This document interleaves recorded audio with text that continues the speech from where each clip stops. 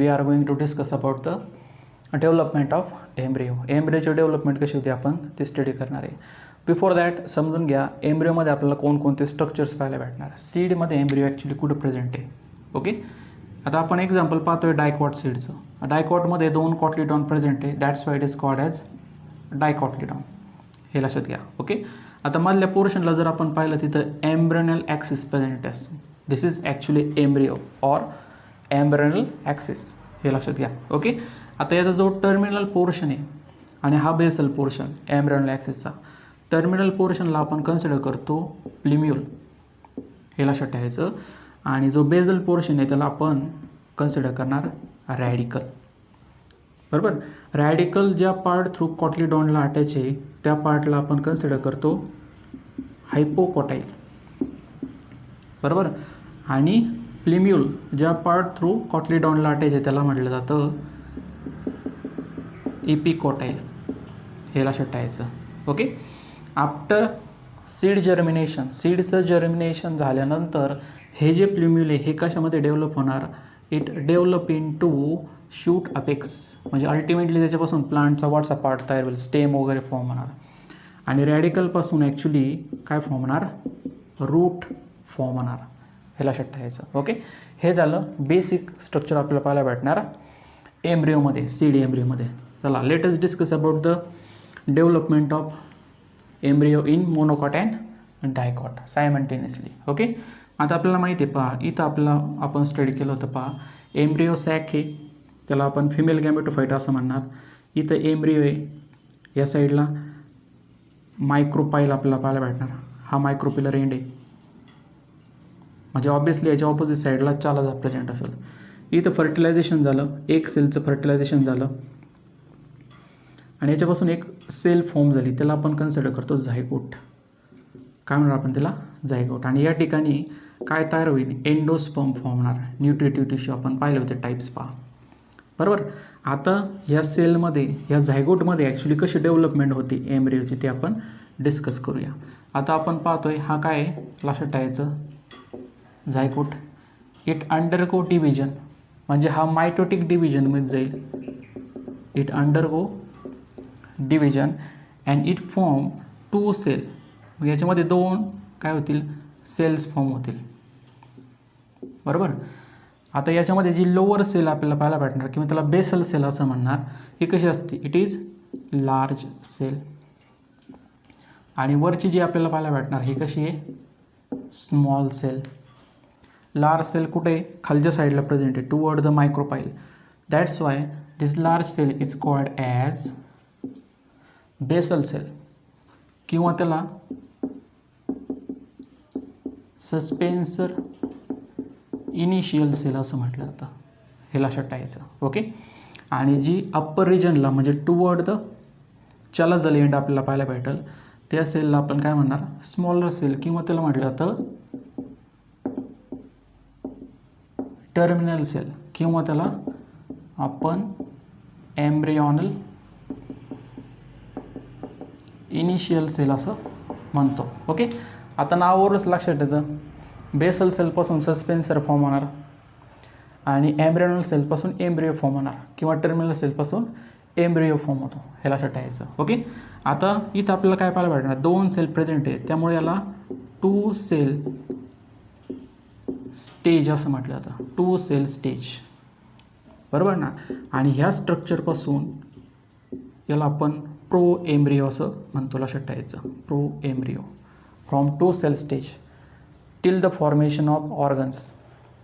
म्हणजे जोपर्यंत प्लिम्यूल radical form होत नाही तोपर्यंत त्याला आपण प्रो एम्ब्रियोच म्हणत जाणार. हे लक्षात ठेवायचं. ओके, चला आता आपण सुरुवातीला डिस्कस करूया हे सस्पेन्सर ॲक्च्युली कसं फॉर्म होतं. सस्पेन्सर म्हणजे आता ह्या लार्ज सेलपासून बेसल सेलपासून सस्पेन्सर फॉर्म होतं. ओके, इथं आपल्याला 2 सेल पाहायला भेटतील, large cell, small cell, basal cell, terminal cell. हे लक्षात ठेवायचं. ओके, चला आता याच्यामध्ये सस्पेन्सर सेलमध्ये suppose this is terminal cell आणि या सस्पेन्सर सेलमध्ये काय झालं, आता सक्सेसिव्ह मायटोटिक डिव्हिजन झाले आणि ट्रान्सवर्सली काय झाल्या, सेल्स डिवाईड झाल्या आणि 6 to 8 सेल स्टेज फॉर्म झाली इथं. 6 ते 10 सेल्स असलेलं स्ट्रक्चर फॉर्म झालं, बरोबर. हां, आता ह्या स्ट्रक्चरलाच आपण काय कन्सिडर करणार, आणि ट्रान्सवर्सली डिवाईड झालं आहे, त्याच्यामुळं एका कॉलममध्ये आपल्याला पाहायला भेटतील ह्या सेल्स. या स्ट्रक्चरला आपण सस्पेन्सर असं म्हणायचं. सस्पेन्सर, ह्या सस्पेन्सरमध्ये 6 to 10 सेल्स प्रेझेंट आहे, हे लक्षात ठेवायचं. जी बेसल सेल प्रेझेंट आहे टुवर्ड द मायक्रोपाईल साईट, या साईडला सेलला आपण कन्सिडर करतो haustorium. It is called as haustorium, बरोबर ना. आणि जी अप्पर रिजनला प्रेझेंट आहे टुवर्ड द चलाझल एंड, त्याला आपण हायपोफायसिस असं म्हणणार, लक्षात ठेवायचं. हायपोफायसिस, बरोबर. This hypophysis give rise to root cap, root कॅपच्या फॉर्मेशनसाठी. आता ह्या सस्पेन्सरचा यूज कसं ठेवणार हे लक्षात ठेवायचं. म्हणजे ऑब्विसली काय झालं, इथं या ठिकाणी सस्पेन्सर फॉर्म झालं, आणि हा जो एम्ब्रियोनल सेल आहे, बरोबर ना, ही जी एम्ब्रियोनल सेल आहे, ओके, हे कुठं शिफ्ट झाले, टुवर्ड द एंडोस्पर्म, बरोबर ना. म्हणजे suspensor pushes the embryo toward the endosperm to get proper nourishment, हे लक्षात ठेवायचं, ओके. आता ही जी टर्मिनल सेल आहे, this is actually a terminal cell. This terminal cell undergo mitotic division, successive mitotic division form होणार. आणि लक्षात ठेवायचं त्याच्यामध्ये एक 8 सेल्स स्ट्रक्चर फॉर्म होतं, त्याला आपण ऑक्टॅन्ड स्टेज असं म्हणतो, हे लक्षात ठेवायचं. म्हणजे याच्यामध्ये झाली डिव्हिजन, आणि आफ्टर डिव्हिजन ह्या ठिकाणी आपल्याला काय पाहायला भेटणार, एक स्ट्रक्चर फॉर्म झालं का त्यामध्ये 8 सेल स्टेज, लक्षात ठेवायचं. त्याला ऑक्टॅन्ड स्टेज असं आपण म्हणतो. This is a octant stage, okay. आणि लोअर पोर्शनला आपल्याला सस्पेन्सर पाहायला भेटणार. This is a suspensor, haustorium and hypophysis, okay. आता याच्यामध्ये आपल्याला 2 लेयर्स पाहायला भेटणार, त्याला आपण थोडक्यात टायर्स असं कन्सिडर करणार, okay. Tiers are nothing but the layers किंवा स्तर आपण त्याला म्हणतो. अप्पर लेअरमध्ये किंवा अप्पर टायरपासून एक स्ट्रक्चर फॉर्म होतील, लोअर टायरपासून काही सेल्स फॉर्म होतील किंवा स्ट्रक्चर्स फॉर्म होतात, ते आपण डिस्कस करूया आता, ओके. आता हा जो अप्पर पोर्शन आहे किंवा अप्पर 4 सेलपासून काय तयार होईल, लक्षात ठेवायचं, प्लिम्यूल फॉर्म होणार, हे लक्षात ठेवायचं. अँड कॉटलीडाऊन, प्लिम्यूल आणि कॉटलीडाऊन फॉर्म होणार अप्पर 4 किंवा अप्पर टायर 4 सेल्सपासून, ओके. लोअर टायर 4 सेल्सपासून काय स्ट्रक्चर तयार होतं, लक्षात ठेवायचं, रॅडिकल अँड ह्याच्यापासून हायपोकोटाईल तयार होणार, रॅडिकल अँड हायपोकोटाईल. म्हणजे ऑक्टॅन्ड स्टेजपासून अप्पर टायर म्हणजे अप्पर लेअरमध्ये असलेल्या ज्या 4 सेल्स आहे त्याच्यापासून प्ल्युमिल आणि कॉटलीडाऊन फॉर्म होणार, आणि लोअर टायरमध्ये असलेल्या ज्या 4 सेल्स त्याच्यापासून रॅडिकल आणि हायपोकोटाईल फॉर्म होणार, ओके. आता याच्यामध्ये फर्दर डिव्हिजन आपल्याला पाहायला भेटणार, आणि या डिव्हिजन नंतर ॲक्च्युली जो वरचा जो पोर्शन आहे म्हणजे अप्पर टायरमध्ये असणारे ज्या सेल्स आहे, they undergo division and they form a hard shape structure, okay. म्हणजे याच्यापासून काय फॉर्म होतं, एक हार्ड शेप आपल्याला स्ट्रक्चर पाहायला भेटणार. This is hard shape structure. आणि खालच्या पोर्शनला आपल्याला पाहायला भेटेल, दिस इज ए सस्पेन्सर, बरोबर.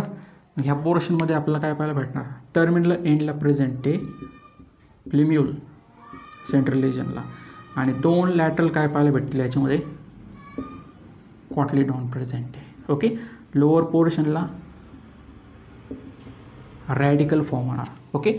आणि ही जी सेल प्रेझेंट आहे ह्या ठिकाणी त्याला आपण हायपोफायसिस असं म्हणणार, याच्यापासून रूट कॅप फॉर्म होणार. लेटर ऑन याच्यामध्ये हार्ड शेप स्ट्रक्चरचं हॉर्स शिव शेपमध्ये स्ट्रक्चर कन्वर्ट होणार, म्हणजे याच्यामध्ये सेलचं प्रॉलिफरेशन होत जाईल, आणि फायनली हार्ड शेप्सचं आपल्याला कसं पाहायला भेटलं, हॉर्स शिव शेपमध्ये स्ट्रक्चर तयार होईल, आणि त्याच्यामध्ये कर्वेचर आपल्याला पाहायला भेटेल, ओके. म्हणजे थोडक्यात स्ट्रक्चर कसं फॉर्म होईल, मधल्या पोर्शनला प्लिम्यूल प्रेझेंट आहे, कॉटलीडाऊनमध्ये कर्वेचर आपल्याला पाहायला भेटणार, दिस इज कॉटलीडाऊन. हा जो पोर्शन आहे this is radicle, plumule and these are nothing but cotyledon. Okay, 2 cotyledon present आहे, that's why it is called as dicot. Okay, आणि खालच्या पोर्शनला आपल्याला पाहायला भेटणार सस्पेन्सर प्रेझेंट आहे. ओके, आपण काय पाहिलं आता, डायकॉट सीडमध्ये एम्ब्रियो ॲक्च्युली कसा फॉर्म होतो ते आपण पाहिलं. आता पाहूया मोनोकॉट सीडमध्ये ॲक्च्युली एम्ब्रियो कसा फॉर्म होतो. ही ऑक्टँट स्टेज, ऑक्टँट स्टेज.